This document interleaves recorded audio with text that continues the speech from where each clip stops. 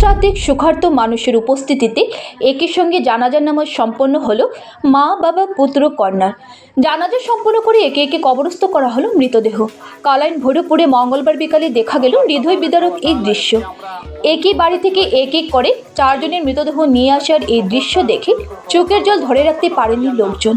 সোমবার সকালে 11:15টার সময় শিলচর কালাইন রোডের রানীঘাটে ভয়ঙ্কর এক সড়ক দুর্ঘটনায় প্রাণ হারিয়েছিলেন কালাইন ভৈরবপুরের জাকির হোসেন, তার স্ত্রী রেজিয়া বেগম, কন্যা রেহেনা বেগম এবং পুত্র আমির হোসেন। দ্রুতগামী ইটবোঝাই বলেরো পিকআপ এবং অটোরিকশার মধ্যে মুখোমুখি সংঘর্ষ হলে ঘটনাস্থলে প্রাণ হারান একই পরিবারের এই 4 জন লোক। পোস্টমর্টমের পর এদিন রাতেই মৃতদেহগুলো বাড়িতে নিয়ে যাওয়া হয়েছিল, কিন্তু 2 ছেলে চেন্নাইতে থাকায় মৃতদেহগুলো কবরস্থ করা হয়নি।